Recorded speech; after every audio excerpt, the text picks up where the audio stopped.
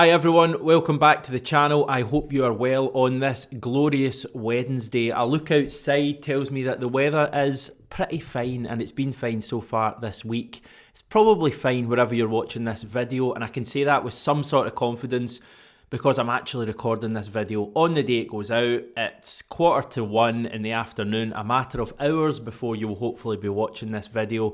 That hasn't always been the case lately. I've been kind of scheduling ahead a little bit with videos, doing them on the Tuesday, so they're released on the Wednesday or Thursday. Gets me ahead of the game, means I can focus on other things in my job, frees my week up, and because, let's face it, not a great deal has been changing with regards to Celtic, and it probably looks like not a great deal is going to change between now and the end of the season.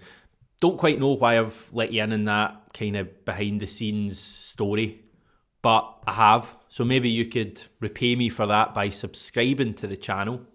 That would be really appreciated. We are, I think, close to 11,000, not too far away. It'd be really, really, really amazing if we could get to 11,000 and then even 12,000 by, the next month or so. Maybe by near the start of April, if we could get to 12,000. If you're watching this video and you've not yet subscribed to the channel, I would really, really appreciate you taking literally 5 seconds. Just pause the video now, return, and you've subscribed.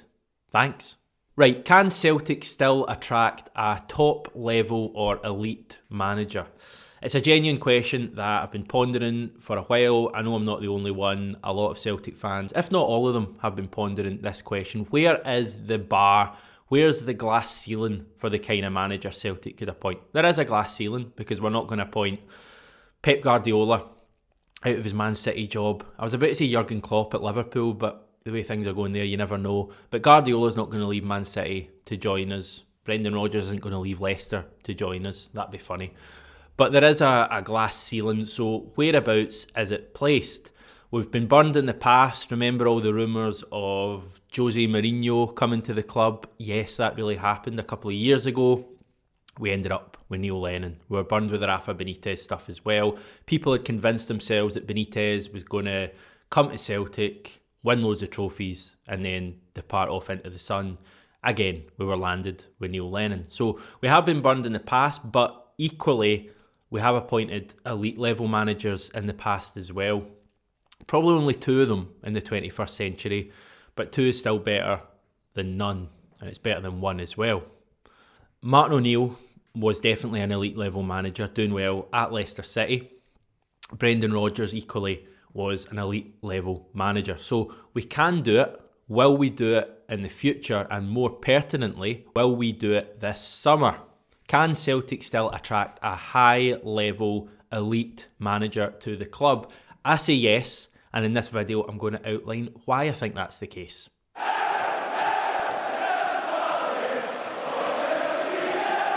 My first real key example for this, and I've already hinted at it in that lengthy intro, is that Brendan Rodgers was appointed by Celtic, and he is a prime elite level manager candidate who we brought into the club when not too many people expected it. Now, I know people will shoot down me saying that, and they'll say that Rodgers only came to the club because he was Northern Irish and he claimed to be a Celtic fan. Although I would definitely dispute that given the way he left the club. And I would also dispute the fact that those were the main reasons for him coming to Celtic, that there was some sort of attachment to the club. Brendan Rodgers came to Celtic for different reasons. And for me, those reasons are still reasons that exist for us to appoint another elite level manager this summer. Believe it or not, Celtic is actually quite an attractive job to potential managers. We have the biggest budget in the country. We pay the largest transfer fees, the largest wages of any team in the country, and it's not particularly difficult to dominate in Scotland. If we're honest, you only really have to be better than one other team, and that team's from the same city. And let's face it, this season they've been good, but they've not really been anywhere for the last decade prior to that. So you only have to be better than one team effectively to be the champions in Scotland if you're Celtic.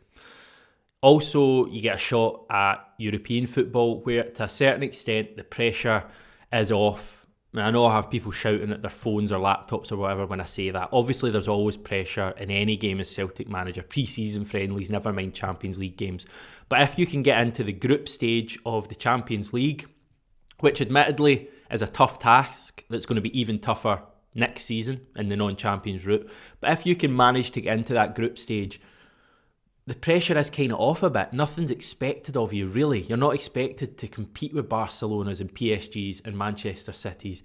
You can kind of enjoy it to a certain extent, just fresh in the knowledge that you've made the money, you've earned your money, and you've got to that group stage, the top dining table of European football. You can manage against some of the biggest names in European football, the biggest clubs in European football. You get to visit some of the biggest European stadia, and it gives you a real opportunity to get your name out there.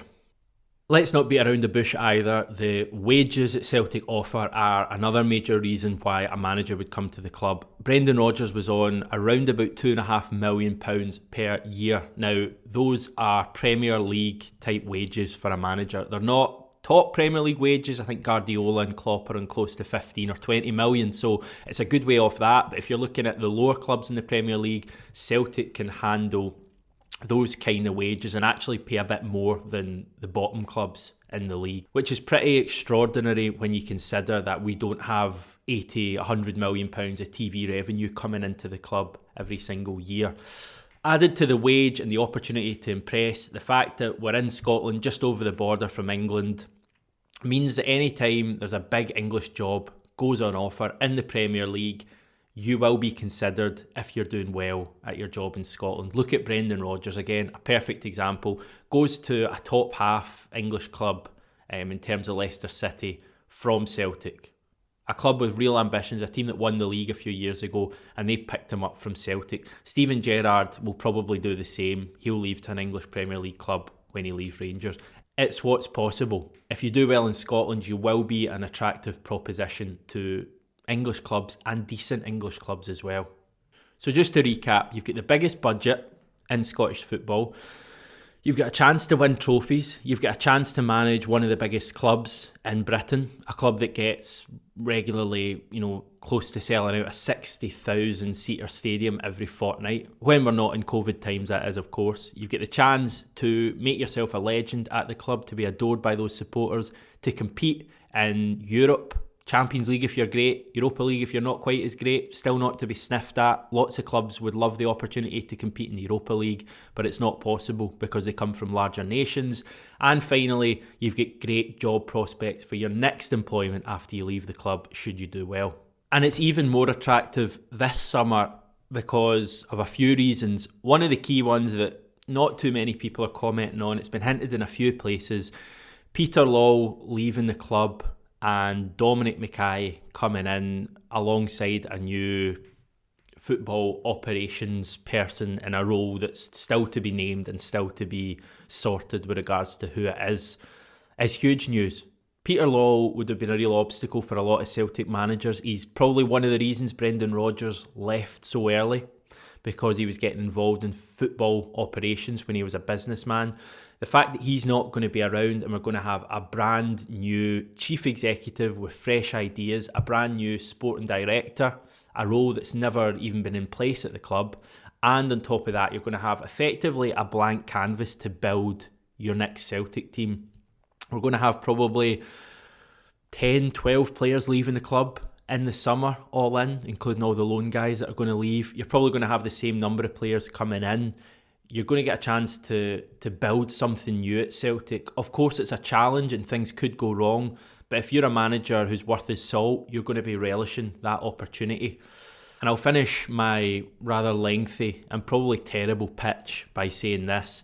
When you look at what Celtic were able to achieve when Peter Lawwell was in the role, and they brought in someone like Brendan Rodgers, who, let's not forget, had done a great job at Swansea, had managed Liverpool, had taken Liverpool to a certain guy's slip away from winning the Premier League for the first time in 30 odd years. We managed to get him in his very next job with Peter Lawwell in charge and with all the stuff that goes with that. Can you imagine what we could do with a brand new football department that is honed to getting the best out of Celtic and really reaching our potential? People will look at guys like Eddie Howe and Frank Lampard and think they're unrealistic goals for Celtic to bring to the club. But I would argue that both of those guys, Lampard and Howe, are probably in similar positions to where Brendan Rodgers was when he came to the club. They're kind of on the scrap heap a bit after doing a pretty good job so far in their career. And if we could attract Brendan Rodgers, I certainly don't see why we couldn't attract those two. You know, people will do Celtic down. Our own fans will do Celtic down at times. I've even done it at times this season. But we do have a lot going for us. And when Celtic are trying to get a new manager in to recruit someone new, it would be great if they put some of the things that are in this video into place. And if they weren't afraid to say that Celtic could be a stepping stone for a manager, I don't think we should get terrified by that prospect. Players use the club as a stepping stone. I don't see why managers can't as well, providing that they agree to some sort of plan and they can come to the club for at least 3 or maybe even 4 seasons and then move on. I think we've got to set the bar high with this one, because if we don't, there just isn't any point in recruiting someone. We've got to set the bar as high as we can. We've got to really sell ourselves and sell what we're good at and what we can offer a new manager. If the club do that and they come to the best possible new manager, then I don't think anyone can really complain.